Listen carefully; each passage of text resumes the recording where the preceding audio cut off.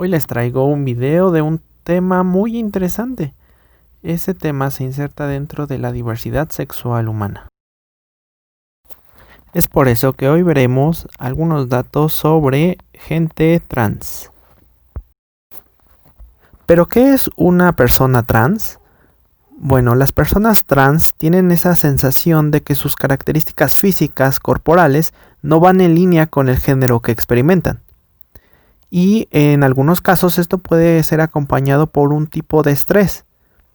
Cuando ese es el caso, se puede diagnosticar un tipo de trastorno psiquiátrico llamado disforia de género. Esto de acuerdo al DSM-5, que es un manual que te ayuda con el diagnóstico de algunos trastornos mentales. Y bueno, sí, ya sé que el DSM-5 tiene algunas críticas.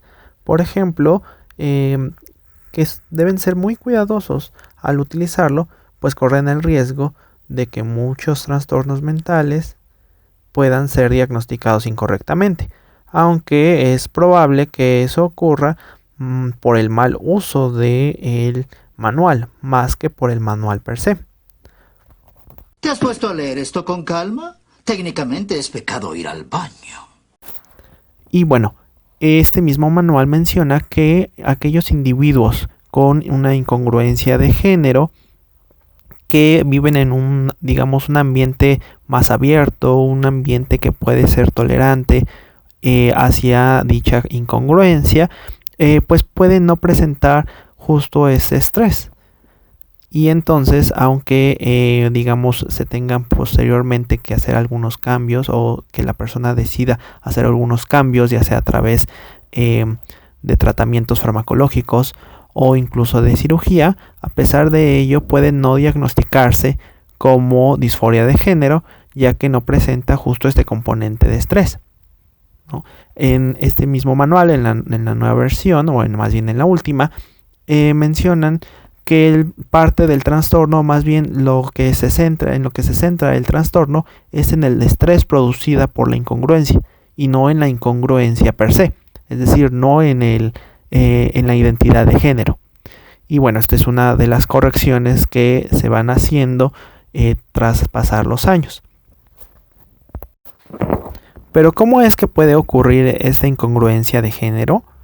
Bueno, pues es que hay estudios en borregos y en primates que indican que la diferenciación entre los órganos sexuales es en un tiempo distinto a la diferenciación del cerebro y por lo tanto de la conducta sexual. En humanos, lo primero que ocurre es la diferenciación entre los órganos sexuales en el primer trimestre, y en el segundo trimestre ocurre justo la diferenciación sexual en el cerebro. Por lo que si se desarrollan órganos masculinos o femeninos, no necesariamente tiene que ocurrir lo mismo con la identidad de género. En algunos ambientes académicos se dividen los transexuales en dos. Primero están aquellos que genéticamente hablando nacieron XY y que las características físicas que presentan son masculinas, es decir, algunas características físicas externas, como por ejemplo los genitales, pero que tienen una identidad de género femenina.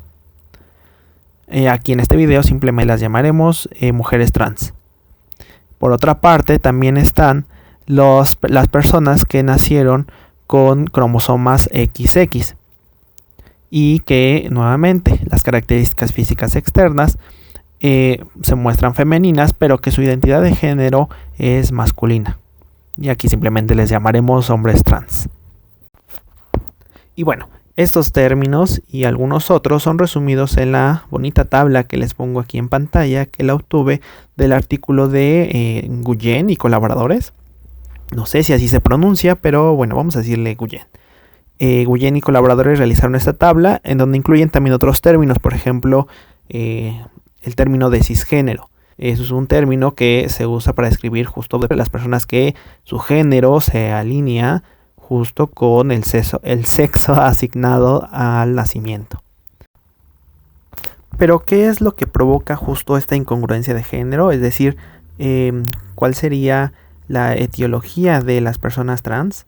Bueno, pues se ha sugerido, o al menos una de las explicaciones es por la parte genética, es decir, hay factores genéticos que están asociados a la incongruencia de género. Por ejemplo, se ha encontrado que es más probable que seas transexual si tienes un hermano que lo es.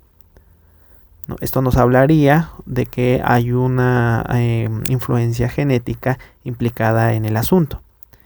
Y también normalmente la teoría más fuerte que se tiene no está peleada justo con esta explicación genética, sino más bien es un poco complementaria a la explicación. Y es las hormonas a las que se encuentren expuestos los cerebros de las personas trans. Entonces, como les había mencionado hace algunos segundos o minutos, pues una cosa es, digamos, la masculinización de los órganos sexuales o la feminización de ellos, y en otro momento también ocurre algo similar en los cerebros.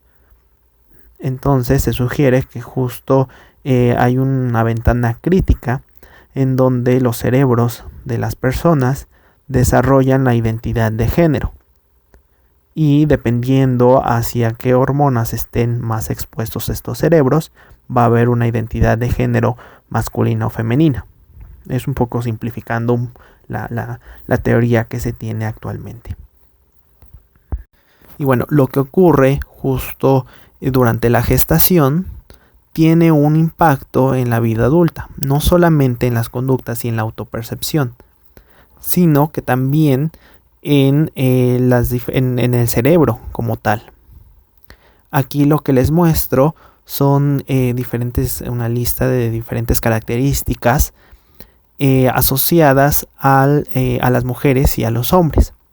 Vamos a decirle a mujeres y hombres cisgénero, ¿no? Estas características, esas diferencias sexuales se han estudiado desde hace mucho tiempo y se ha observado que en promedio pues tienen diferentes características, ¿no? Aquí primero les mencionan justo en el útero qué es lo que ocurre y más adelante qué cambios van ocurriendo en la adolescencia y durante la adultez.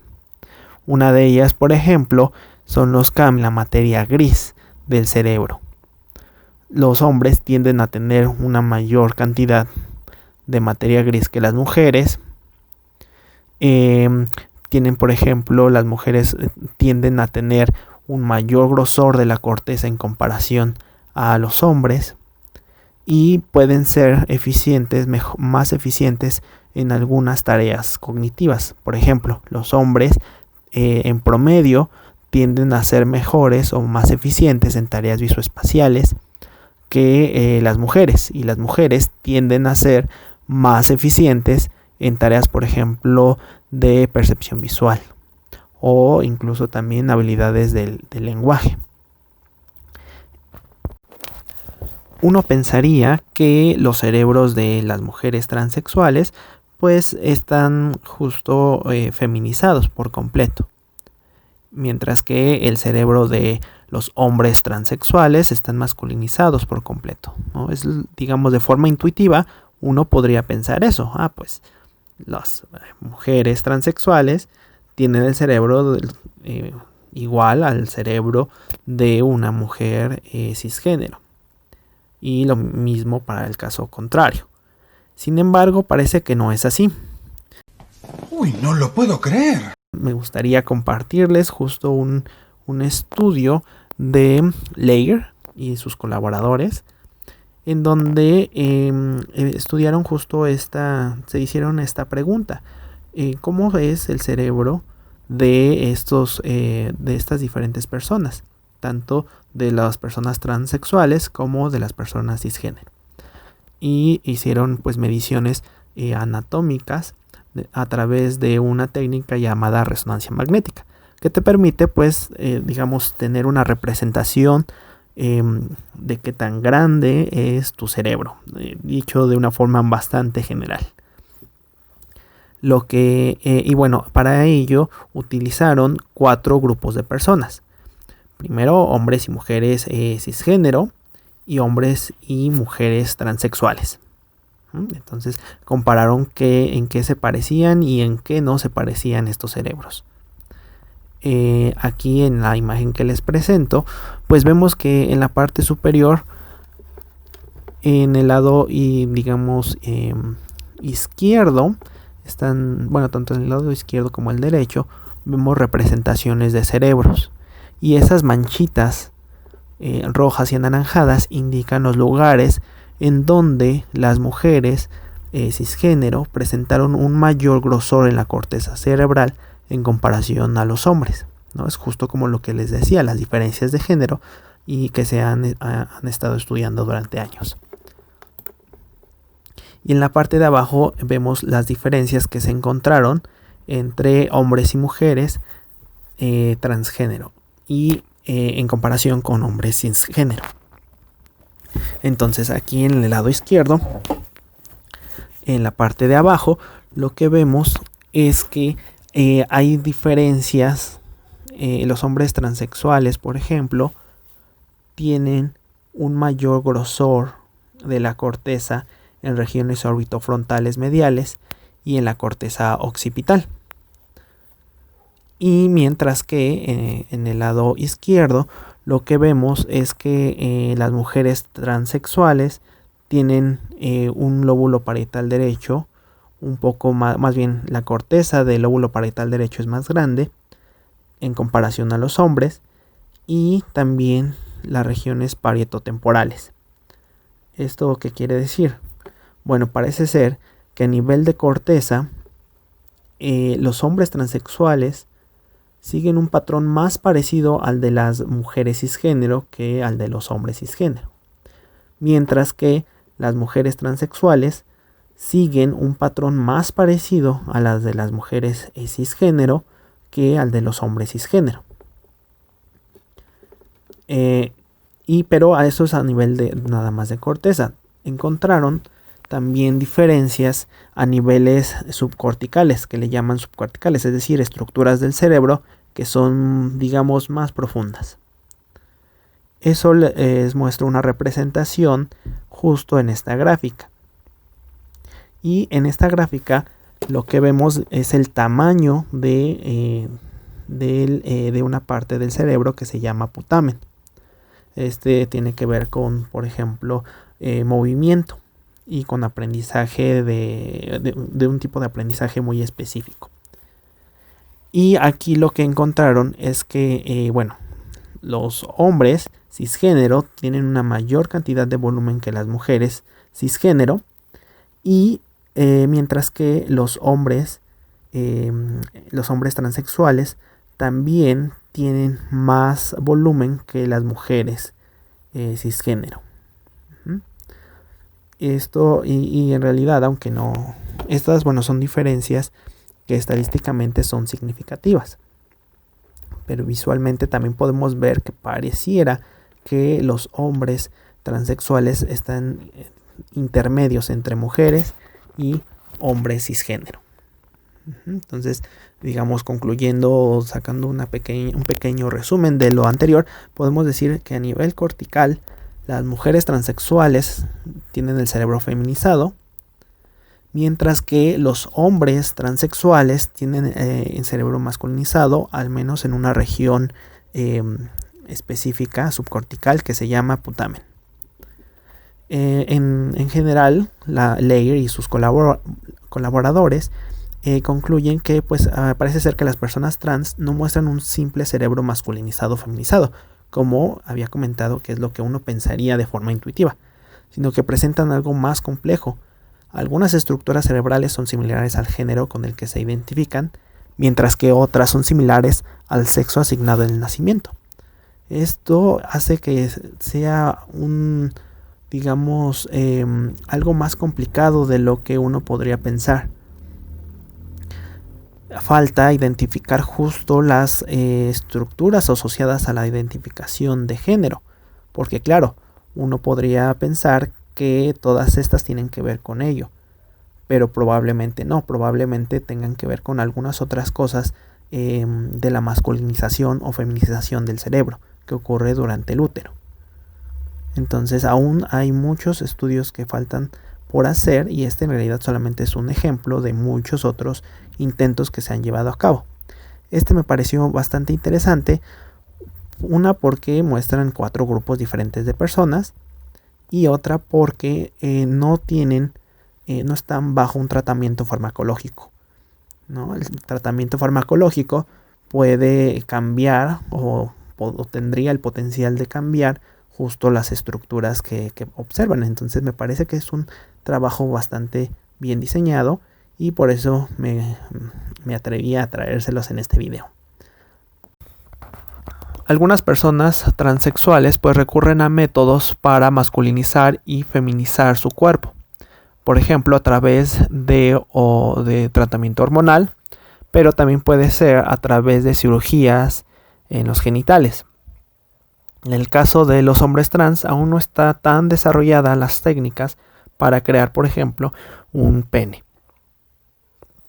En cambio, para las mujeres transexuales sí que hay una técnica que permite desarrollar una neovagina, por ejemplo, y recrear algunos de los órganos externos femeninos. Esta técnica se conoce como vaginoplastía por inversión peneana.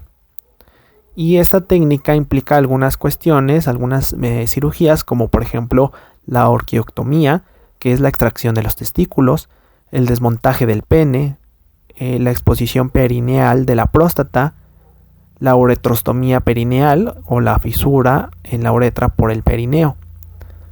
Todas ellas llevadas a cabo por un cirujano que tiene la finalidad de recrear, como les había dicho, una neovagina. Y bueno, aquí lo que les presento en pantalla son los diferentes cortes, algunos de los cortes que hacen los cirujanos para llevar a cabo esta operación. Puedes aquí mismo en YouTube buscar vaginoplastia y vas a encontrarte con videos que la explican muy bien y bueno, que tienen justo unas grabaciones de operaciones reales. Esto solo no lo recomiendo para personas que son muy susceptibles, puesto que son imágenes muy gráficas, por así decirlo. Eso es todo por hoy. Espero que se hayan entretenido, que les haya gustado el video, que hayan aprendido algo. Y bueno, como pueden ver, este es el primer video, es un canal muy nuevo. Espero estar subiendo videos constantemente y les agradecería mucho si dejan algún comentario sobre algún tema que quieran conocer, que quieran que explore un poco, o también algunas sugerencias sobre cómo mejorar estos videos. Entonces les sugiero que le den like, que se suscriban y nos vemos hasta la próxima.